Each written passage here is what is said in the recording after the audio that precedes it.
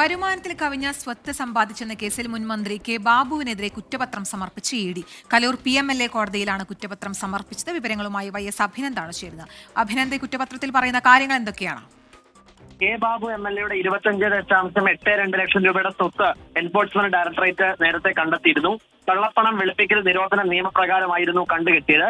ഇതിന്റെ ഭാഗമായിട്ടാണ് കലൂർ PMLA കോടതിയിൽ ഇപ്പോൾ കുറ്റപത്രം സമർപ്പിച്ചിട്ടുള്ളത്. 2007 ജൂലൈ 1, 2016 ജനുവരി 25 കാലഘട്ടത്തിൽ കെ ബാബു വരുമാനത്തിൽ കവിഞ്ഞ സ്വത്ത് സമ്പാദിച്ചു എന്ന് ചൂണ്ടിക്കാട്ടി വിജിലൻസ് അന്വേഷണം ആരംഭിച്ചിരുന്നു. പിന്നീട് ED ഈ സ്വത്ത് കണ്ടെത്തുകയും ചെയ്തിരുന്നു. EDയുടെ അന്വേഷണത്തിന്റെ അടിസ്ഥാനത്തിലാണ് ഇപ്പോൾ കലൂർ PMLA കോടതിയിൽ കുറ്റപത്രം സമർപ്പിച്ചിട്ടുള്ളത്.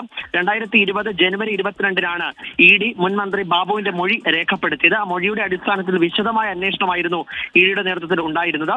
എന്തായാലും ഇപ്പോൾ കുറ്റപത്രം സമർപ്പിച്ചിട്ടുണ്ട്. 25 ലക്ഷം രൂപയോളം വിലമതിക്കുന്ന അനധികൃതമായ സ്വത്ത് സമ്പാദിച്ചു എന്നതാണ് EDയുടെ കണ്ടെത്തൽ.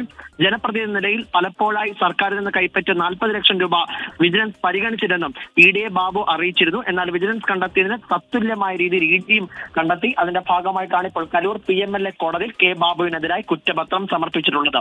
കീർത്തന. ശരി, YS അഭിനന്ദാണ് വാർത്തയുടെ വിശദാംശങ്ങൾ നൽകിയത്.